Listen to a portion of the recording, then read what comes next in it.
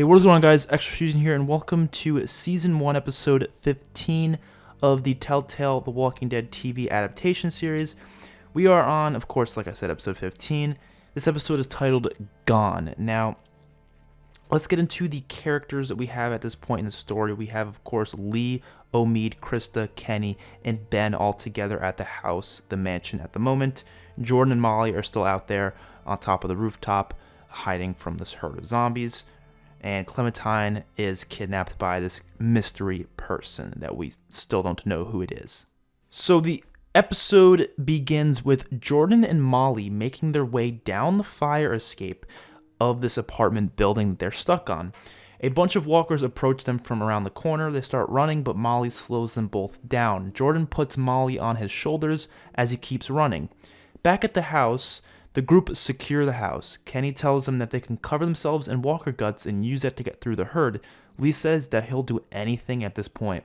The group try and slowly open up the front door to let in one or two walkers, but the walkers just start breaking through the windows and the back door as well. The group is forced to retreat up the stairs while taking out some walkers one at a time. The group get into the attic of the house there, and of course, it's a condo, and it lays right next to another house that is actually beside an office building. In the attic, they close up any possible way to get in by closing the latch so no walkers can climb up there or anything like that. Krista tells the group that the house is a condo, and she lets her know what it's like, and that the other side of this wall should be the next door house. Kenny picks up a lamp and starts swinging at the wall as he realizes it's a pretty damn hollow wall and that they could probably break through it with a little bit more time. The others sit down on the couches within the attic and have a discussion about the plan. Lee says they need to be ready for whatever is in there. Whether it's just this one guy or 10 guys or whoever's got Clement kidnapped, they need to be ready. Ben finds an M1911 pistol on top of some clothes in the attic. He loads it with a full magazine. Jordan and Molly return to the mansion, but they are forced to turn around when they see the massive herd right outside of it. Jordan drops Molly as they get surrounded by walkers. Molly gives Jordan her ice pick as he uses it to fight off the walkers. She uses Jordan's M9 Beretta pistol as she's on the floor and starts shooting some walkers in the head. Kenny breaks through the wall and sees into the next door room, which is a bedroom. They get off the last bits and pieces of the wood so they can enter the next house through the bedroom, of course. And when they enter the room, they see a very sad sight, and it's a couple holding hands with flies all over them on the bed. They're dead, of course. They have self-inflicted gunshot wounds right to the head, both of them holding a revolver in their hand. Doesn't seem like there's any bite marks on them, so it seems like they just wanted to go. They just wanted to end their lives.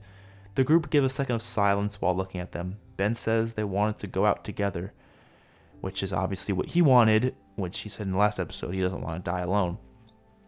Jordan gets completely surrounded by the walkers as Molly runs out of ammo, but a group comes in with a truck and a bunch of machine guns as they take out the walker herd, at least some of it, for them. The group is full of about 5 or so guys. Jordan thanks them as they suddenly aim their guns at Jordan and knock him out and toss him in the back of their truck, and they also kidnap Molly. So these guys have just taken Jordan and Molly, even though they just saved them from walkers. They took them right after they did that. Back with the other group who have heard the gunshots, and they kind of ignore it because they just assume it's coming from someone around the area. They hope it's Jordan, but they can't really, be sure about that right now. The bedroom they are in has a balcony that is right next to this office building. Kenny gets a look outside and sees tons of walkers in the streets near the alleyways. Kenny says the jump ain't that far. Omid goes first, then Krista, then Lee, then Kenny. This is like a balcony next to the office building, just like in the game. And Ben goes last, but when he goes, the balcony gives way, and Ben falls all the way down into the alleyway with the balcony as well. Kenny and Lee run down as Lee tells Omid and Krista to stay put. They go down the ladder and head to Ben to help him out. They get all the rubble, garbage, and cardboard off of him as they see that Ben has been impaled through the stomach by the pole of the balcony, like the side of the balcony sort of a thing. Stabbed right through him. Kenny and Lee try to get Ben off as he screams in pain. It is some painful ass shit. The walkers come down the alley from the street. Lee tries to drag him with the balcony, but it's too heavy to move. Kenny tells Lee to just get the hell out of here. Lee questions what he's doing, and Kenny says he's not letting him die alone. Lee is completely confused as to what the hell he's doing.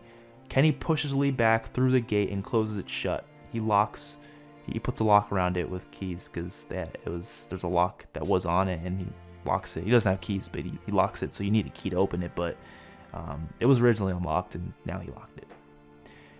Kenny holds Ben's M1911 pistol and fires at the walkers. Lee tells Kenny to cut this bullshit, and Kenny says it's his time. It's his time to go, and he wants this. He tells Lee to go get that damn girl and keep going.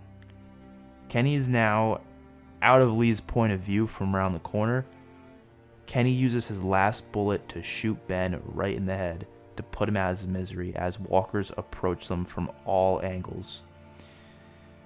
All Lee hears is Kenny screaming while fighting through the herd. We don't get to see what happens either. We don't get to see what goes down, just like the game, but we hear it, and we're gonna have to assume he's dead.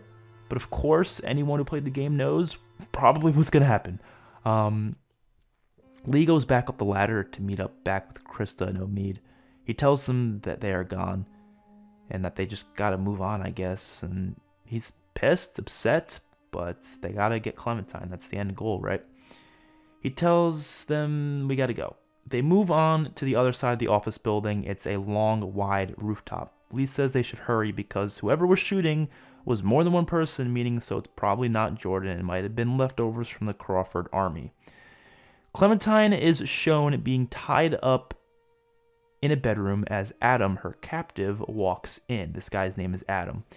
And he looks eerily familiar. And if you want to know who Adam is, he was the guy that we've seen throughout the season that was at the campfire site and was married to Jolene and lost his kids and stuff like that because of the St. John brothers. And we're going to learn more about him next episode. But Adam walks in and brings Clementine out to the main room of the apartment. He shows her parents tied up on chains near the door. Clem falls to the ground in agony as she cries. They are dead, basically. Adam tells her that he found them here, saw their wallets, and read her last name. That's why she asked for it on the radio. And Clementine's last name actually is Carmichael. Was never said in the game. I'm just making that up now, but I found that to be a name that would fit her character, so Clementine Carmichael is her full name. Adam asks Clem if she wants to put down her parents because they're walkers. They're chained to the door as walkers. And Clementine is still crying in agony, like, terribly. And he gives Clem a knife to do it, but Clem actually ends up attacking Adam with the knife. But he overpowers her and tosses her into the wall, which knocks her out. He brings her back into the bedroom, all locked up, as he takes a knife and stabs it into the heads of both Clementine's parents himself. So it's a pretty brutal scene. Lee, Omid, and Krista see the Marsh house in the distance as it's turning nighttime, just as 3 stragglers from the Crawford community come from behind them 3, and they're kind of spying on them, and we get to see the shot of them looking at Lee, Krista, and Omid from the distance, seemingly getting ready to do something bad to them, and we're going to have to wait and see what that is of what they do to bad them in the next episode, because the episode just ended right there. The episode seemed like a shorter one, I know, but in terms of content, it would really fill out a lot of the episode based on some in-depth dialogue, especially between in the attic scene. You know, obviously, like I said, I don't include every little bit of dialogue that would happen within these episode breakdowns because that would just, it would take more time and stuff like that. But you could assume there would be some dialogue there that would be character building and would change, obviously, what goes on. And if it's important dialogue, of course I'm going to include it, but I'm saying if it's just like character development of a small stature, it's not going to be as important.